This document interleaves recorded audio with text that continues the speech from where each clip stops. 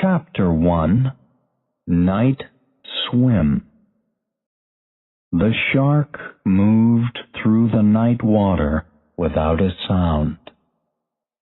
It swam towards the shore with its eyes and mouth open. Between the sea and the shore was a long beach. Behind that beach there was a house with lights in its windows. The front door of the house opened, and a man and woman came out. They stood for a short time and looked at the sea. Then they ran down to the beach. The man sat down and closed his eyes. The woman smiled at him and said, "Do you want to go for a swim?" "You go on. I'll wait for you here."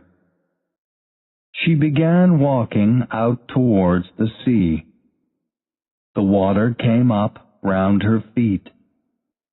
It was a warm June night, but the water felt cold.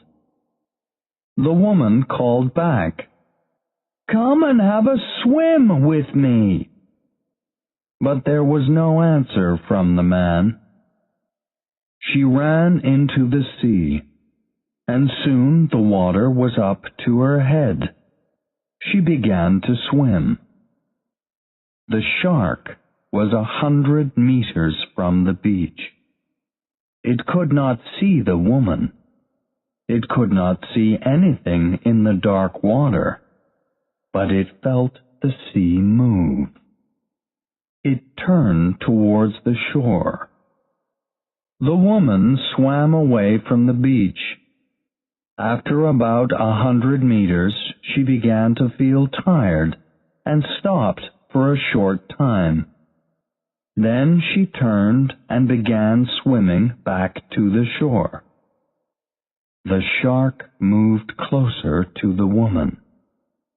For the first time she felt afraid, but she did not know why. She looked up and saw the lights in the house. She was about 70 meters from the shore. She began to swim faster. The shark was now above the water, about 15 meters from the woman. Suddenly, it dropped down to the left.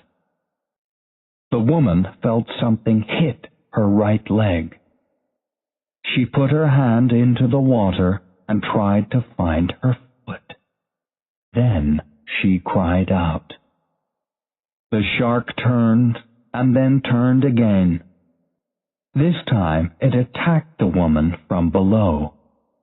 It swam up fast and pushed her out of the water.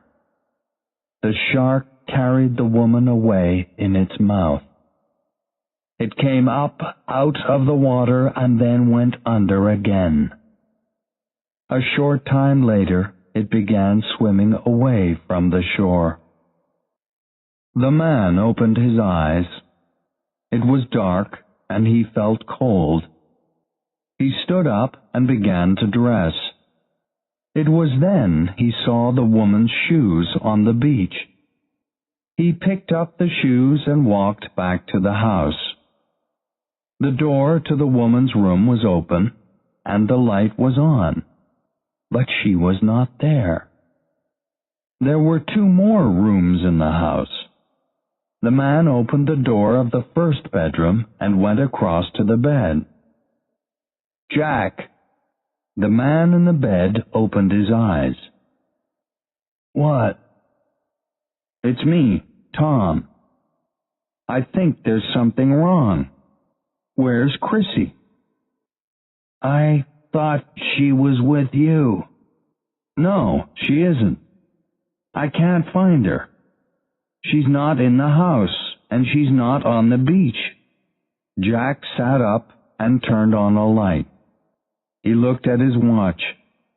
It was 5 in the morning. "I'll phone the police," he said. Chapter 2 Body on the Beach. Mr. Brody, this is Hendricks. We've got a problem. We had a call from a house on Old Mill Road a few minutes ago. A girl went out on the beach there last night, and she didn't come back. What time is it? 5:30. Sorry. No, you were right to call. Tell me everything you know.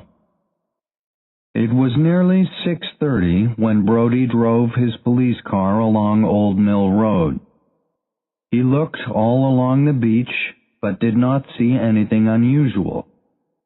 At 8 o'clock, Hendricks arrived, and the two policemen called at Jack Foot's house. A young man opened the door. "I'm Tom Cassidy," he said. "Did you find her?" "No, Mr. Cassidy, we didn't find her," said Brody. "We're going to look on the beach now." "I want to come too," said Cassidy. The three men walked down to the beach. "I went to sleep here," said Cassidy, "and I found the shoes here." Brody looked up and down the beach. "Let's walk," he said. "Come with me, Mr. Cassidy. Leonard, can you walk back towards Mr. Foot's house?" Hendricks took his shoes off and began to walk. The beach felt cold and wet under his feet. After about 15 minutes, he turned and looked back. Brody and Cassidy were now a half-kilometer down the beach, so he began to walk towards them. Suddenly, Hendricks saw something in front of him.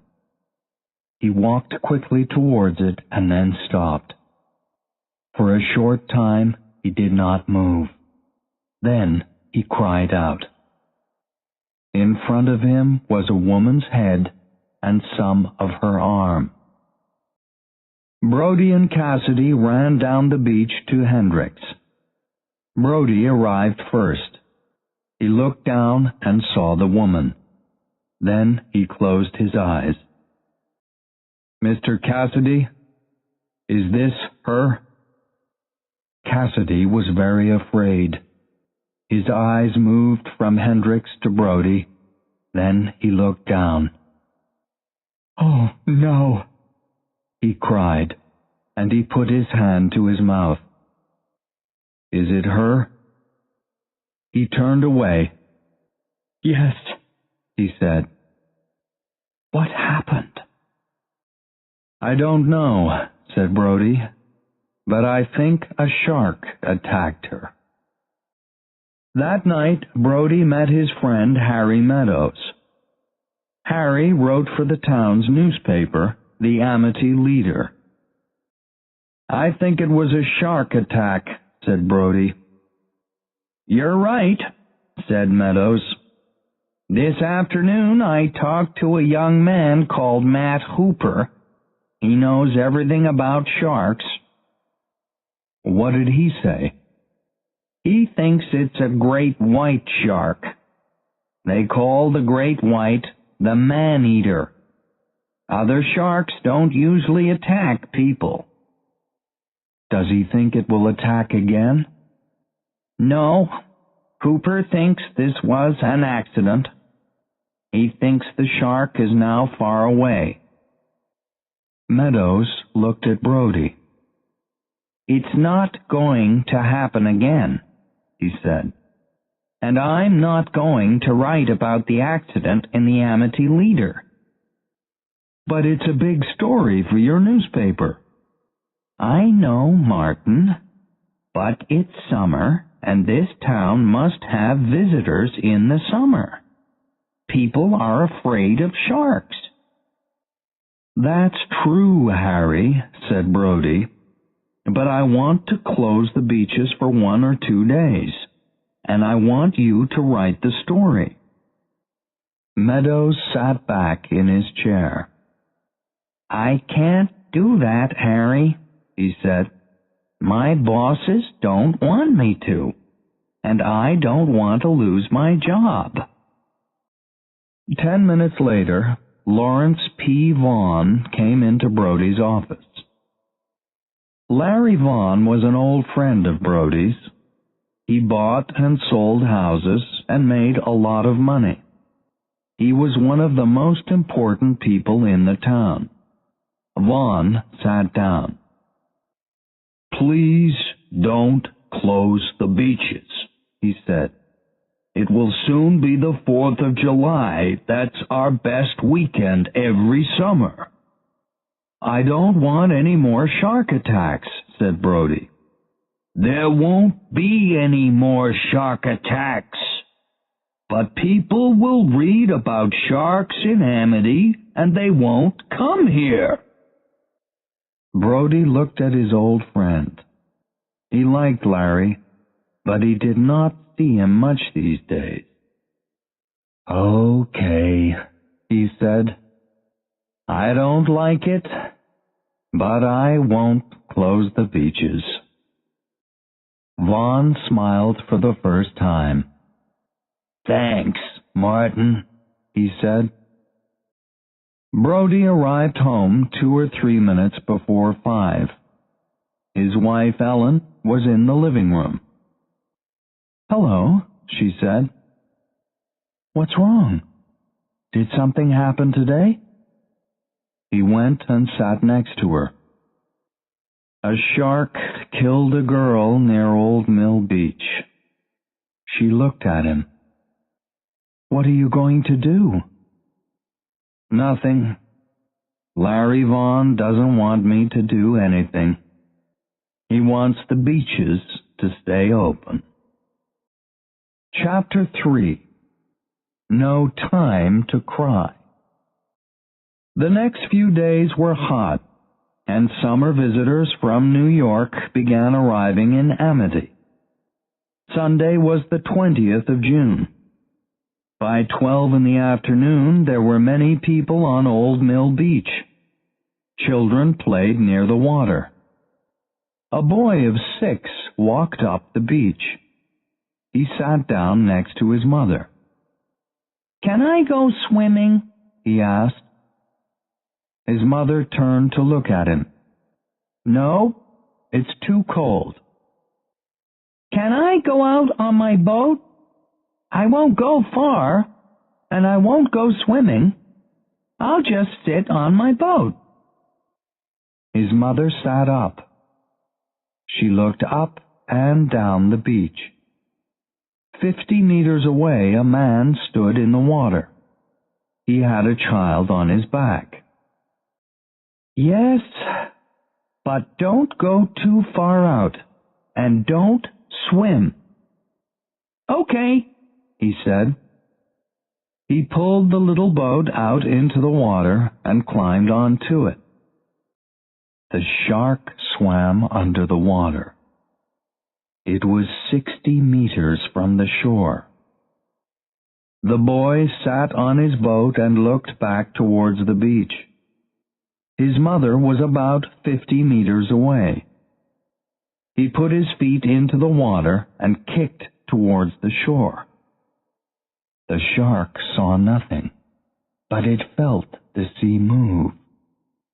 It knew there was something near and began to swim up towards the surface.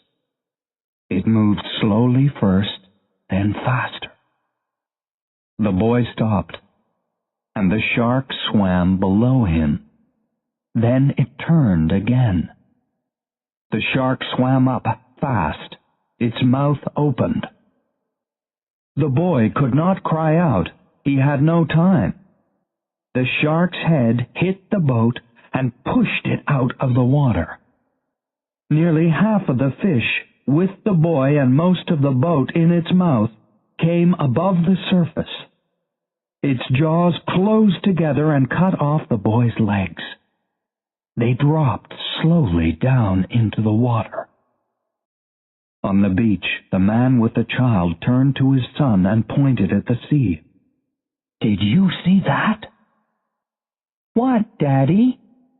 His child looked up at him. "Out there, A shark or something. Something very big. The boy's mother opened her eyes. She looked over at the man and saw him point at the water. People were running away from the sea. She sat up. Suddenly she remembered. "Alex," she said. The phone rang. Brody got up from his lunch and answered it. When he came back, he looked afraid and angry. "What is it?" asked Ellen. "A shark attack on a child." "Oh, no. And you didn't close the beaches?" She stopped. "Yes, I know," he said. "I didn't do my job." 20 minutes later, Brody arrived at the police station. The boy's mother was in the office. "I'm sorry," said Brody. The woman began to cry. Suddenly, the door opened and Hendricks ran into the room. "Shark attack!" he cried. "We know, Leonard," said Brody. "This is the boy's mother." "Boy?" said Hendricks. "What boy? This was a man, an old man, 5 minutes ago." On Monday morning, Brody arrived at the police station soon after 7. He went into his office and found a newspaper on his desk. On the front of the newspaper it said, "Shark attack kills 2 in Amity." Brody sat down and began to read the story.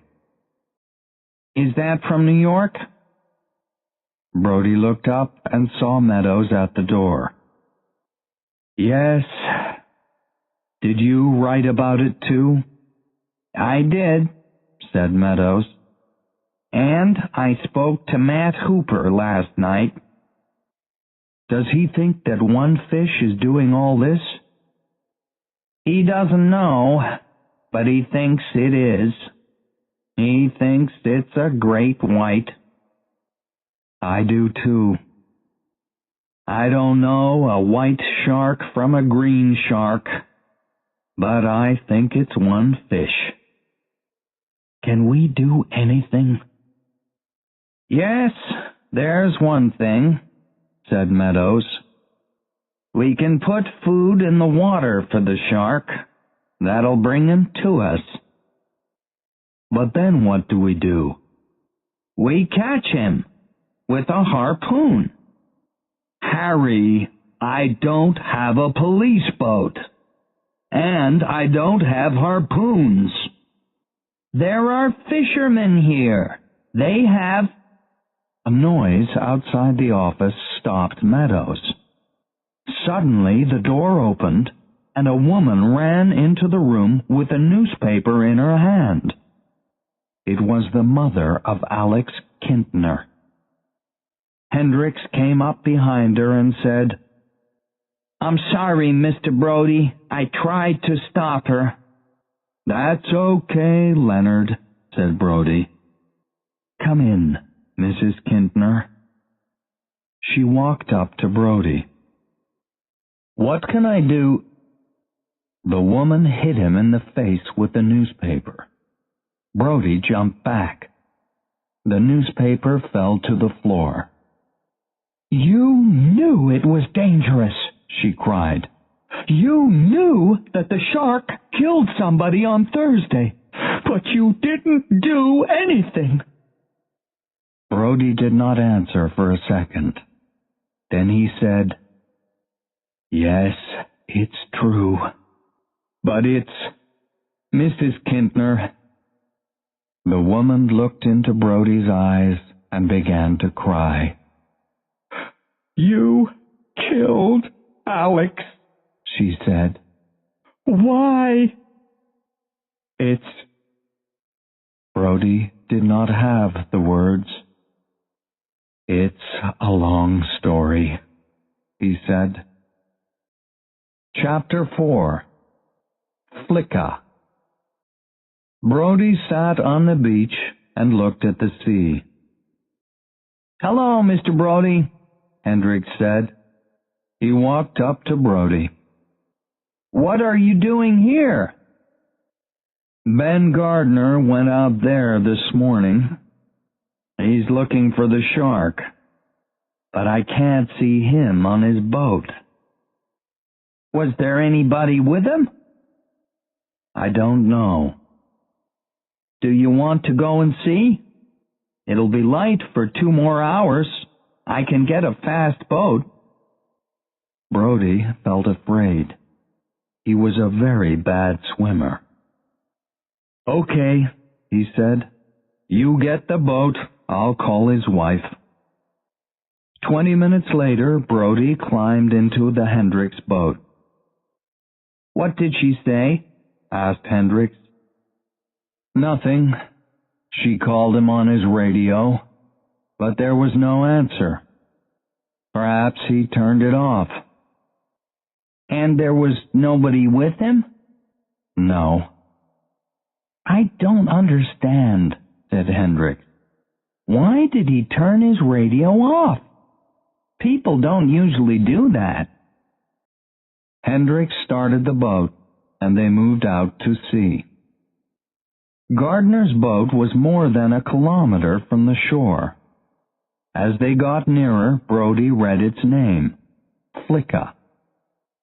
When they were 50 meters from the Flicka, Hendricks slowed the boat down.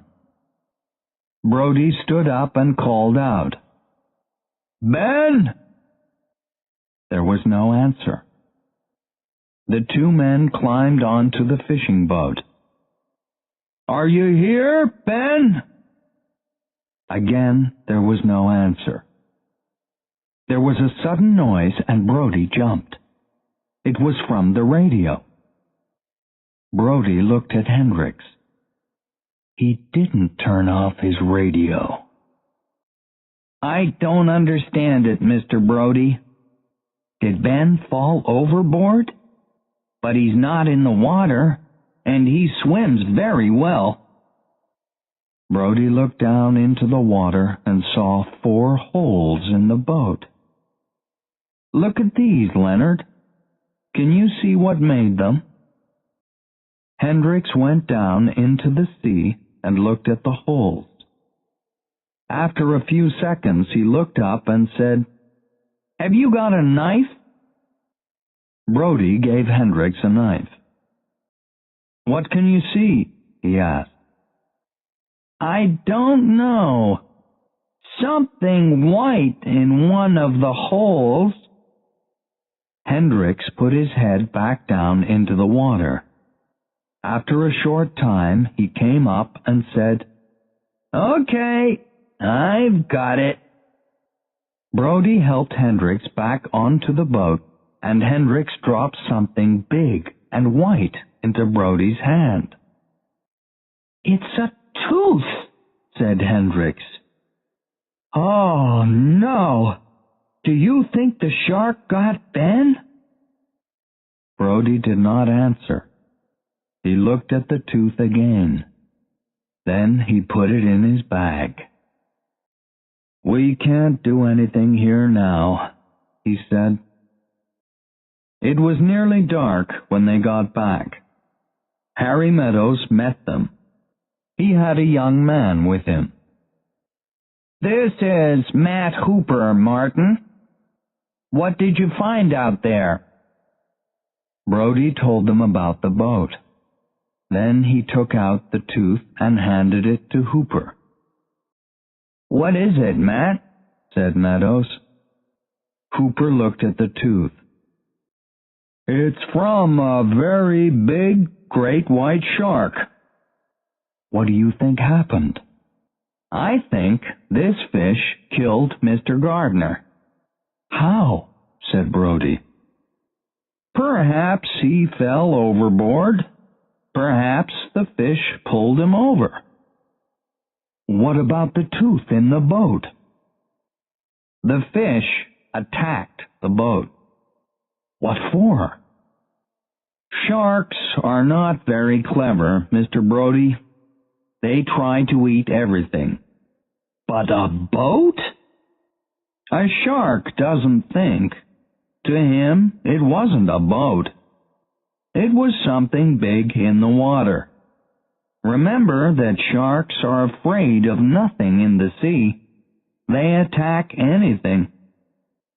And why is he staying around here for so long? I don't know. It's unusual, but sharks are unusual. We don't understand much about them. And I can try and find this shark. Can I have a boat? Yes, I'm sorry to say, said Brody. Ben Gardner's. We'll get you out to it tomorrow. Do you think you can catch that fish? I'm not going to catch it. Then what are you going to do? I don't know. I'll see. Brody looked into Hooper's eyes and said, I want somebody to kill that fish. Hooper laughed. Who are you going to get to do the job? There's a fisherman called Quint, said Meadows. But I don't know much about him. He works somewhere near Promised Land Beach. Hooper said, Look, Mr. Brody, this is only a shark. Brody began to feel angry. Hooper did not understand. The next day, Larry Vaughn met Brody and Hooper. Hello, Martin. I heard about Ben Gardner. What are you going to do? We closed the beaches down. I know that. Nobody is coming to Amity now. So what do you want me to do? Said Brody. I thought, can we open the beaches for the 4th of July weekend? No, we cannot. Now listen. No, you listen, Larry. I listened to you before, and 2 people died. We're going to catch that fish. Then we'll open the beaches. But this town is dying. I know, Larry, said Brody, but we can do nothing about it. Chapter 5. Shark. The next weekend, Amity was very quiet. The beaches did not open. Hooper went up and down the shore in Ben Gardner's boat. I don't think that shark is here, he told Brody on Sunday night. There are other fish near the beaches, and other fish don't stay in the water near great white sharks. Perhaps you are right, said Brody, but I want the beaches to stay closed. On Thursday morning, Larry Vaughn called Brody into his office. Hooper was there, and there were some other important men from the town. Everybody sat around a table. Then Vaughn said, Martin, we want you to open the beaches. The town is dying. People are losing their jobs. And what do we do about the shark? Said Brody. Vaughn said, Mr. Hooper will tell us about that. I don't think the shark will come back, said Hooper. I'm sorry, said Brody. I'm not opening the beaches. Larry Vaughn was very angry. The people of this town gave you your job. You work for us. Brody said, You can have my job any time you want it. The phone rang on Vaughn's desk. He looked very angry, but he picked it up. It's for you, Martin, he said. Brody went outside to take the call. It was from Harry Meadows. "What's happening?" said Harry. "They want me to open the beaches," said Brody. "What shall I do, Harry?" "Open them." "But why?" "I think Hooper is right. And Vaughn is going to open the beaches. You can't stop him." "Okay," said Brody. "I'll think about it. Thanks for the call." He put down the phone and went back into Vaughn's office. Brody looked at his old friend. "I'll open the beaches," he said. "Thanks, Martin. I'm not finished. I'll open the beaches, but Hooper will go up and down in the boat. I want everybody to know the danger." "You can't do that," Vaughn said. "I can do it, Larry, and I will." On Saturday morning, Brody stood on the Scotch Road beach. About a kilometer out to sea, Hooper was in Ben Gardner's old boat. Brody watched it move slowly to the east. Brody took out his radio and said, "Hooper, this is Brody. Is there anything out there?" There was no answer. "Hooper, this is Brody. Can you hear me?" A short time later, Hooper answered. "Sorry," he said. "I thought I saw something. The light is very strong out here." It was a sunny day. Most of the people on the beach were young.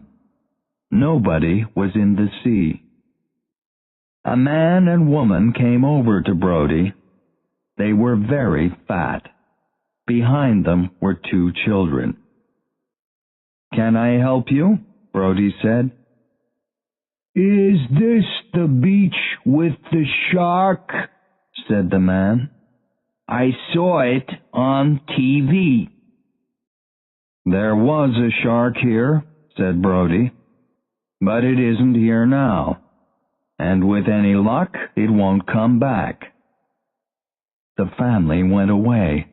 They were not happy. Brody looked at his watch. It was 12:15. By 2:30 there were not many people on the beach. Brody walked down towards the water.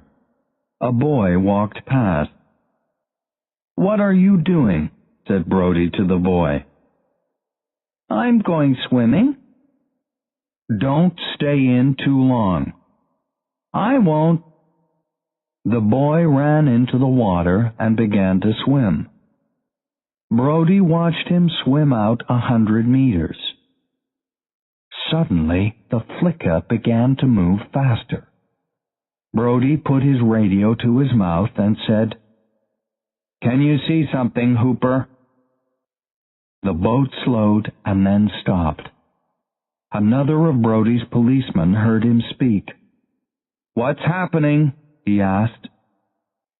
"I don't know," said Brody.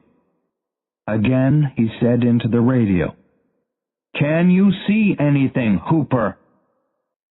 "Yes, I can see something," Hooper answered. "What is it?" "I don't know. Perhaps my eyes are tired."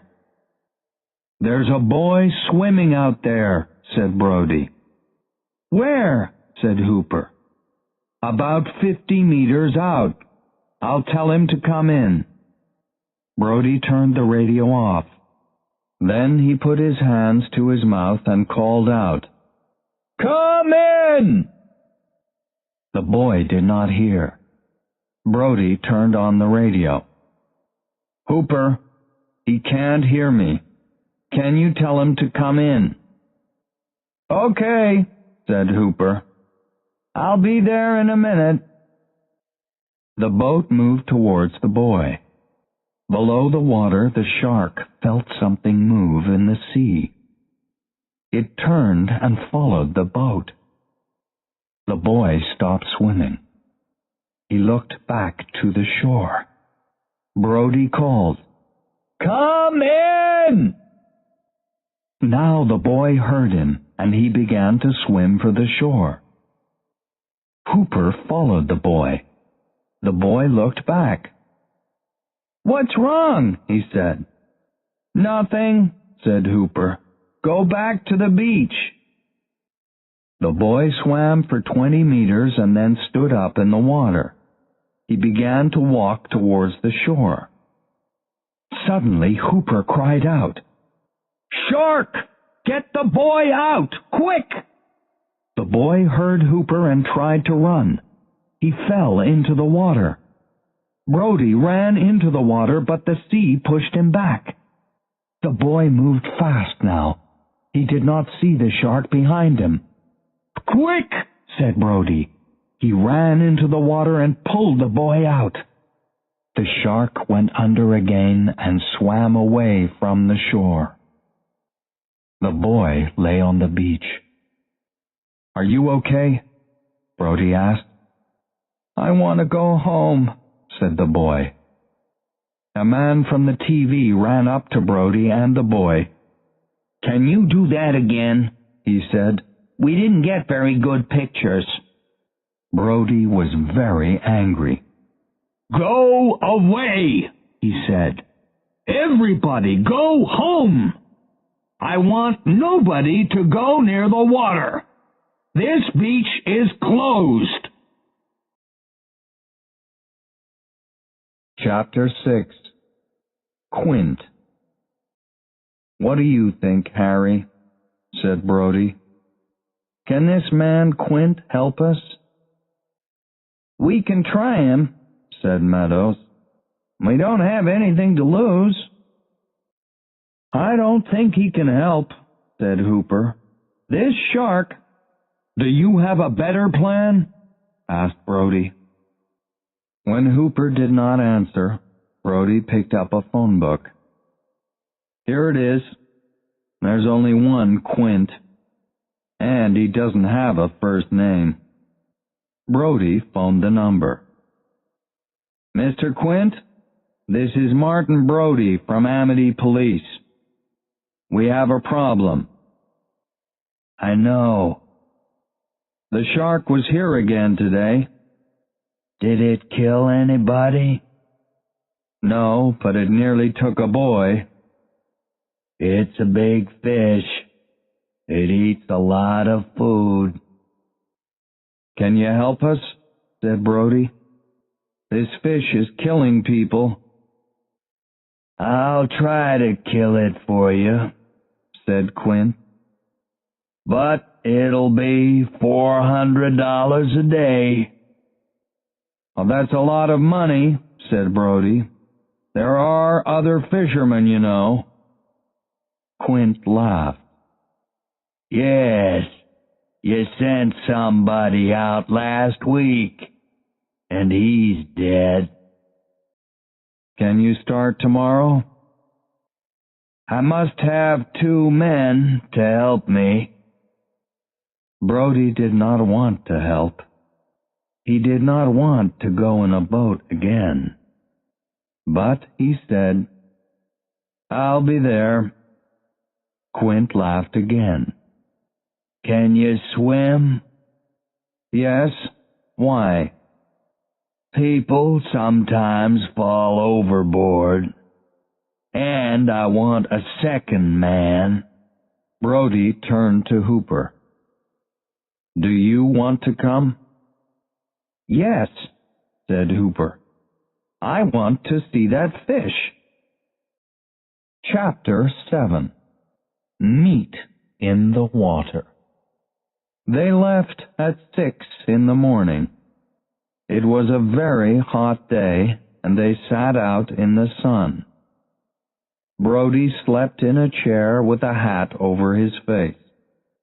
Hooper dropped food for the shark into the water. Quint sat next to a fishing line and watched the sea. Suddenly, Quint said, "We've got a visitor." The three men stood up.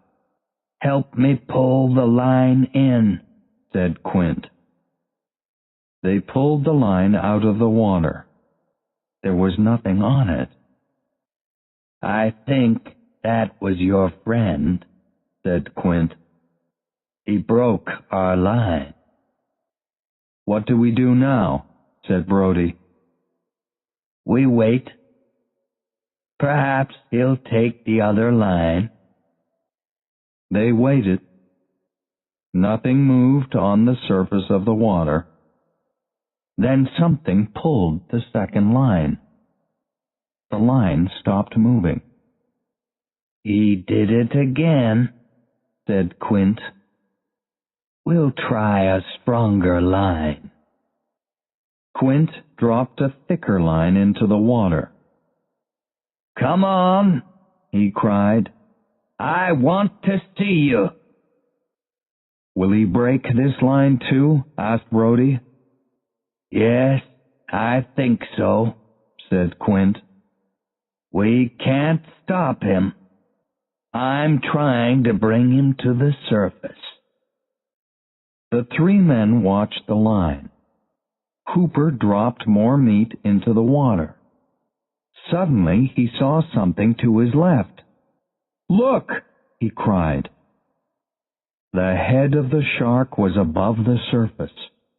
It was 3 meters behind the boat and a meter out of the water.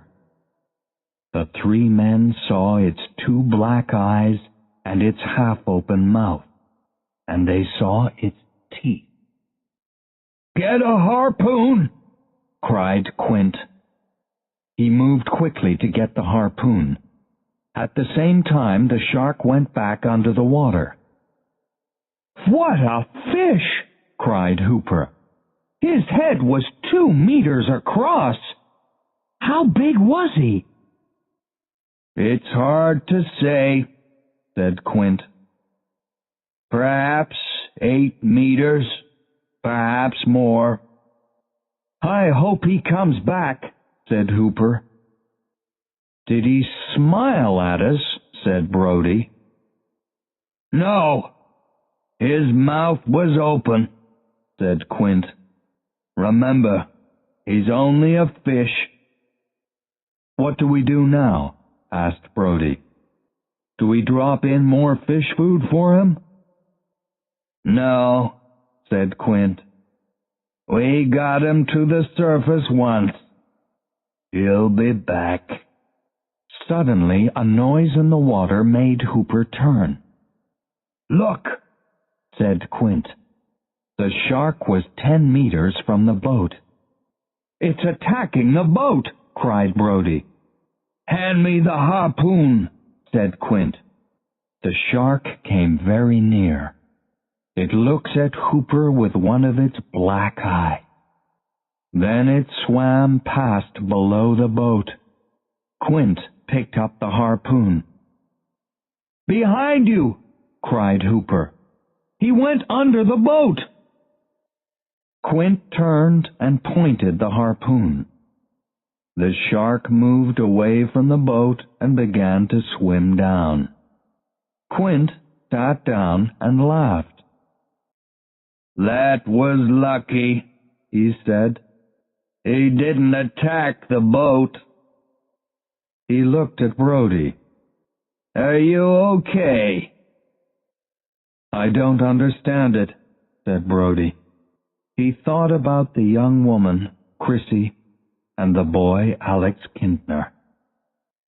"That thing isn't a fish." "It is a fish," said Hooper. There was a smile on his face. He was very happy. "And what a fish! It's beautiful." "Do you think he'll come back?" said Brody. "I don't know," said Quint. "You'll never know what a shark is going to do." They waited for 3 hours, but the fish didn't come back. At 5 o'clock, Quint said, Let's finish for today. I don't like to be out in this boat at night." Brody smiled. "Yes, my wife doesn't like me to work at night," he said. "I don't have a wife," said Quint. Chapter 8. Black Eye. "You're not putting that thing on my boat," said Quint. The boat was ready to go. Quint had his back to it. In front of him, Brody and Hooper stood next to a big cage. The cage was over 2 meters tall and 2 meters across. "Why not?" said Hooper. "It's too big," said Quint. "What is it?" "It's a shark cage," said Hooper. "I want to go down into the water in it. I want to take some pictures of that fish." "No," said Quint. "Not on my boat." "Why not?" "Because it's too dangerous. The fish will eat that cage for breakfast." "I don't think he will, and I want those pictures." "He says you can't," said Brody. "Forget it. We're going out there to kill that fish." "You can't stop me," said Hooper. "Oh, yes, I can. The town of Amity is paying for this." Hooper said to Quint, "I'll pay you." Quint smiled. "How much?" "I said no," said Brody. But Hooper did not listen to Brody. He said to Quint, $100. Hooper gave Quint the money. Brody was very angry, but he did not want to lose more time. He said to Quint, "Let's go." Quint took the boat out into the sea. Brody sat next to him. "Are we going back to the same place?" he asked Quint. "Yes, we'll be there soon." "Will the fish be there?" "Who knows? But it's the only thing we can do. Sharks are not clever." Brody remembered the face of the shark. "I don't know," he said. "That fish was clever yesterday." "No, he doesn't know what he's doing. Fish do different things sometimes, but I know everything they can do." "Can you catch every fish?" "No, but not because they're clever. Sometimes they're not hungry, or you can give them the wrong fish food." Quint was quiet for a time. Then he spoke again.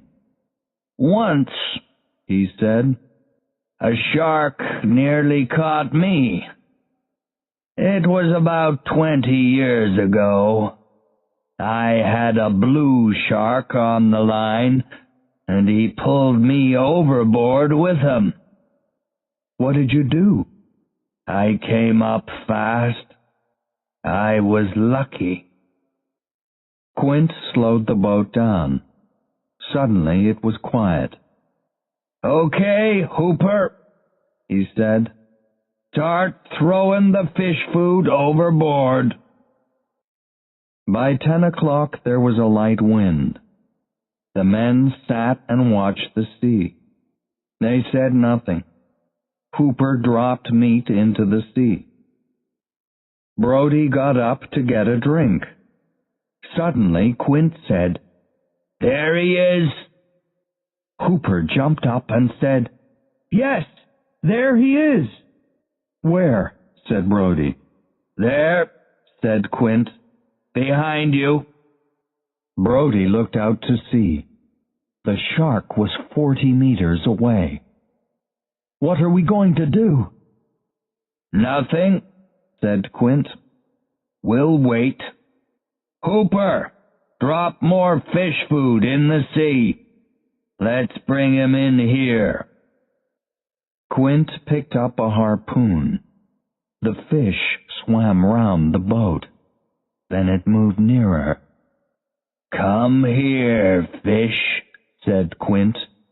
"Come here." But the fish did not come nearer.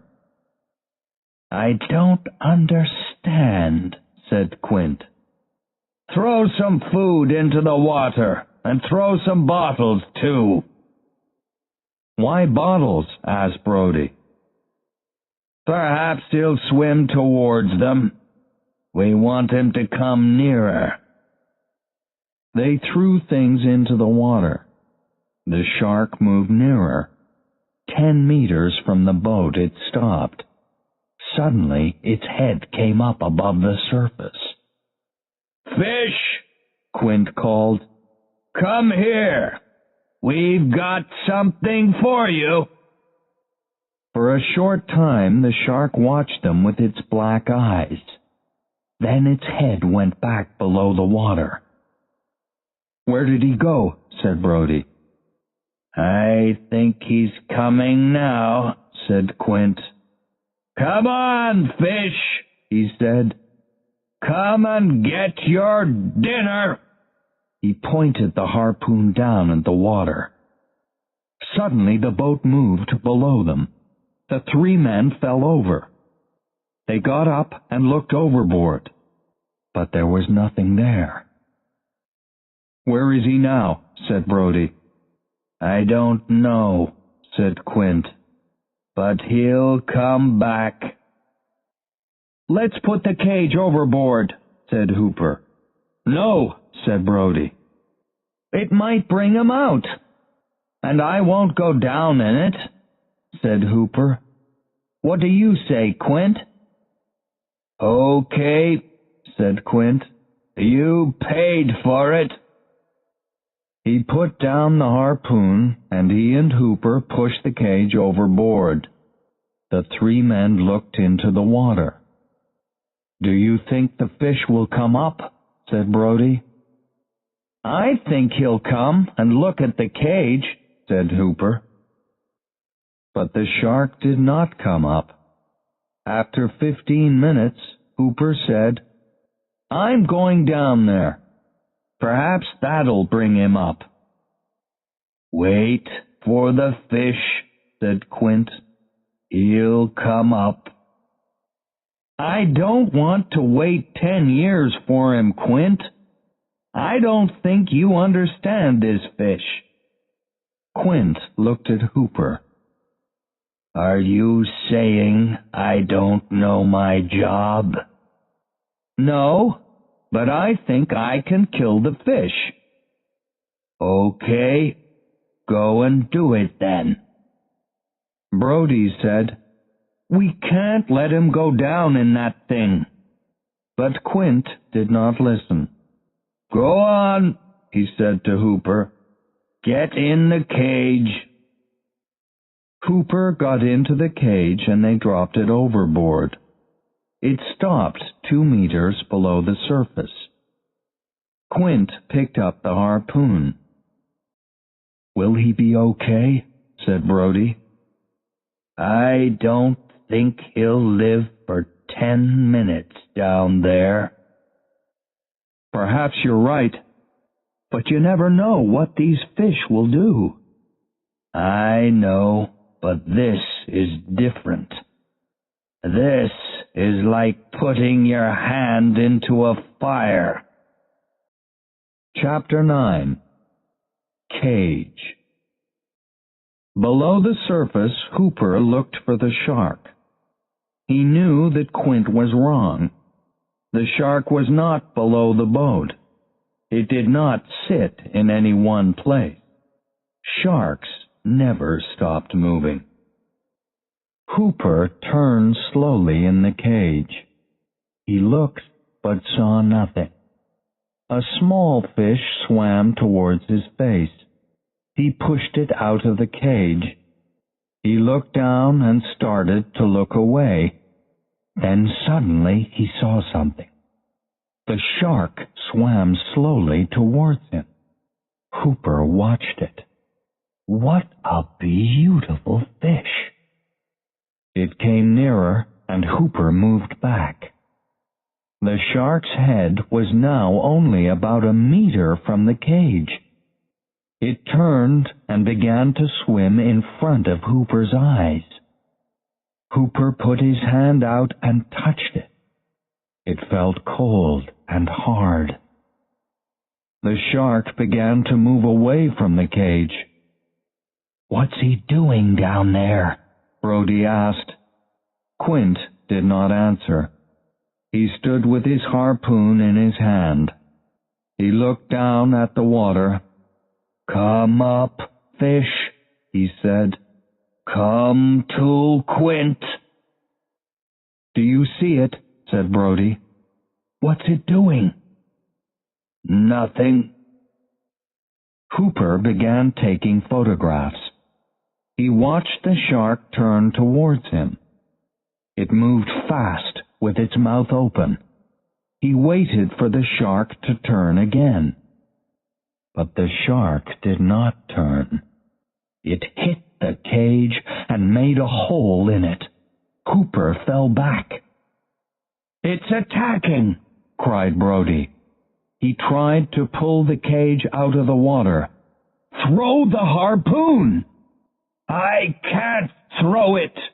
I must get him to the surface first. Come up! Come up!"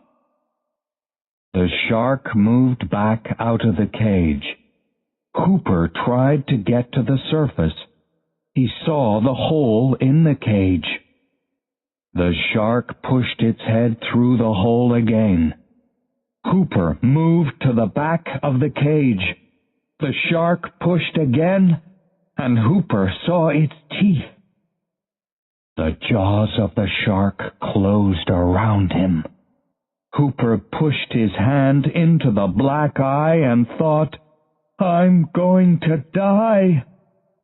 "He's got him!" cried Brody. "Do something!"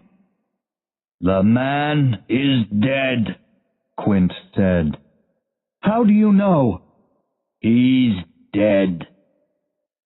The shark left the cage and dropped down a meter. Then it swam up towards the surface. "He's coming up," said Brody. The shark hit the surface 5 meters from the boat. It carried Hooper in its mouth. Quint threw the harpoon, but the shark began to swim down into the water, and the harpoon went over it. The shark dropped below the surface. "What do we do now?" said Brody. "We'll go back," said Quint. "For now." "But why do you want to come back? That fish is too strong for us." "I'm going to kill that thing," said Quint. "I don't think I can get more money for you." "This is not about money." "What are you saying?" Brody looked at Quint. "I'm going to kill that fish. Do you want to come with me?" Brody looked into Quint's eyes. They were as dark as the eyes of the shark. "I'll come," said Brody. Brody arrived home late that night. He told Ellen about Hooper. She was very sad. "It's over now," she said. Brody did not answer for a time. Then he said, "We're going out tomorrow at 6 o'clock. "Why?" cried Ellen. "What can you do?" "We're going to catch the fish and kill it." Do you think you can? I don't know, but Quint thinks we can, and it's my job to help him. But it's not your job. She was very angry and very afraid. She began to cry. Brody said nothing. Then he said, "No, you're right." Then why? I don't think I can tell you, said Brody. I don't think I know. Chapter 10. Fight to the Finish.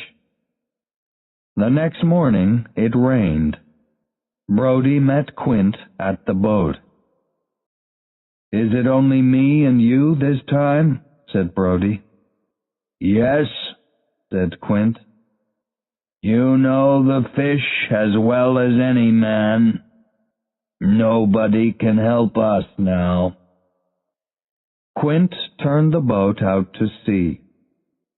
After 10 minutes he slowed it down. Brody looked back towards the shore. "We're not out as far today," he said. "We can't be more than 3 kilometers from the shore." "That's right." "So why are you stopping?" Quint pointed to the shore. "I don't think he'll go out far today," he said. "I think he'll be somewhere between here and Amity."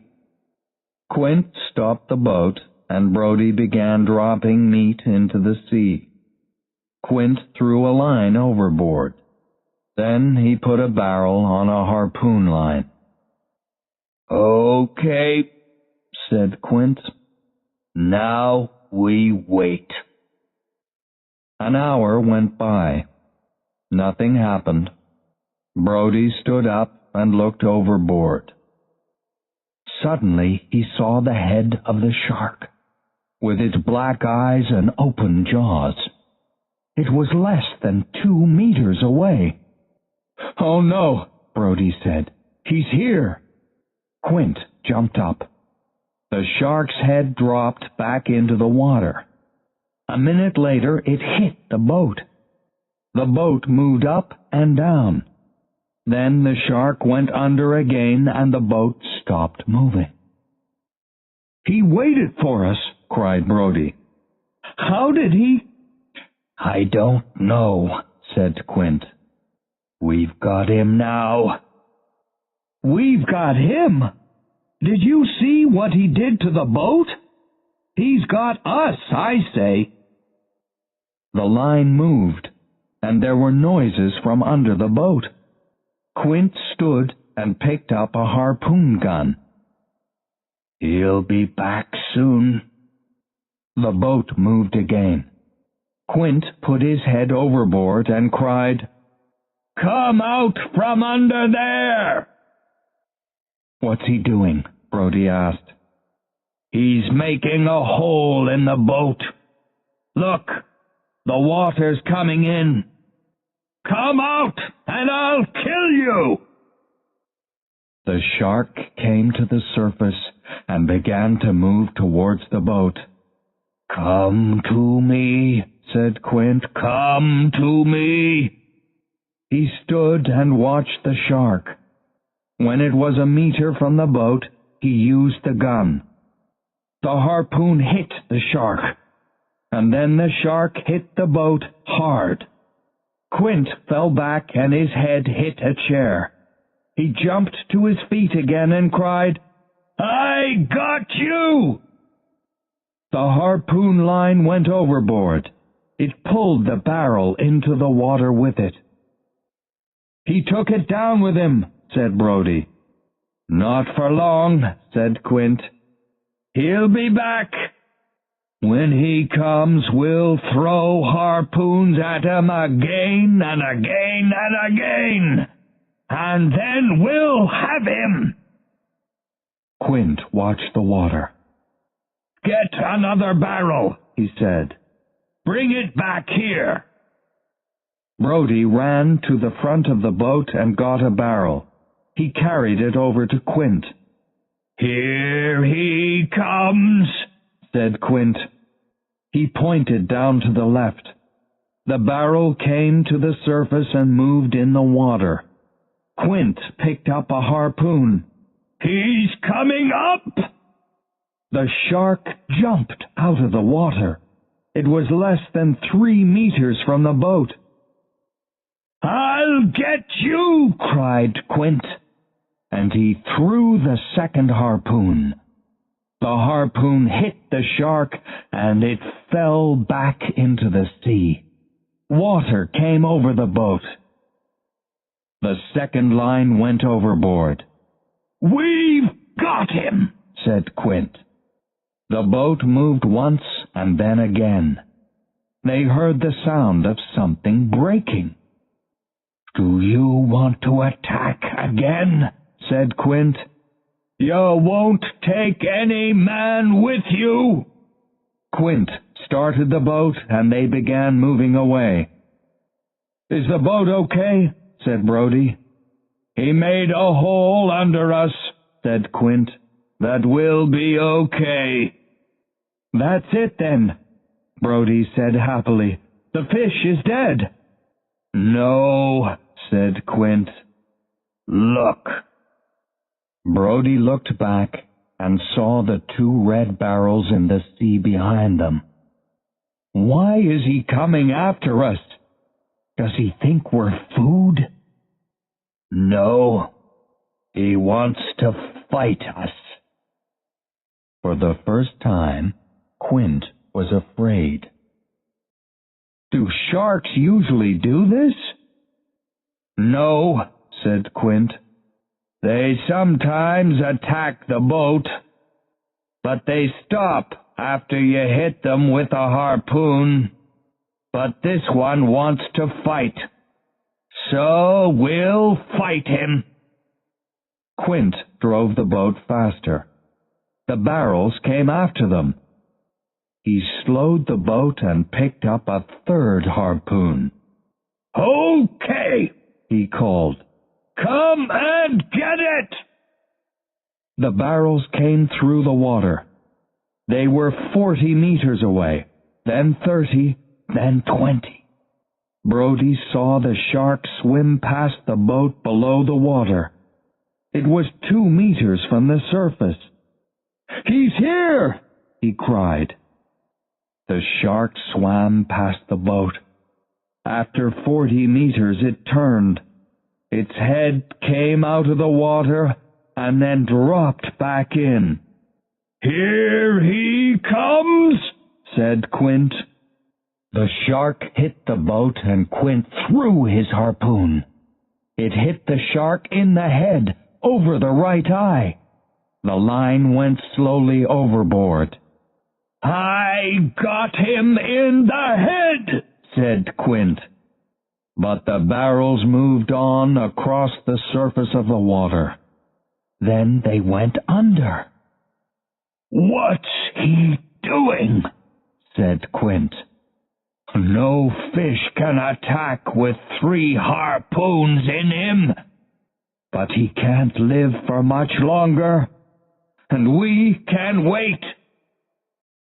For 3 hours they waited. They watched the barrels move slowly across the surface of the sea. At 11 o'clock, the rain stopped. Then, for nearly an hour, the barrels did not move. "What do you think?" said Brody. "Is he dead?" "I don't think so. But perhaps we can pull him in with a strong line." They began to pull him in. The shark was very heavy. The barrels did not move. Then suddenly the line started coming at them fast. "Did the line break?" said Brody. "No," said Quint. Brody saw he was afraid. "He's coming up." Quint started the boat, but it was too late. The shark came up above the surface. Brody watched it jump and cried out. The shark dropped down onto the back of the boat and pushed it below the surface. The water came up their legs. The shark was now only a meter from Brody's head. He looked into its big black eye and thought, "I'm going to die." "Look what you did to my boat!" cried Quint. He picked up a harpoon and pushed it hard into the shark's head. The boat started going down. The shark fell back into the sea, but the line from the harpoon began pulling Quint into the water. Brody tried to help him, but it was too late. The big fisherman went slowly down under the dark water. For a short time there was no sound. The water was up to Brody's mouth now.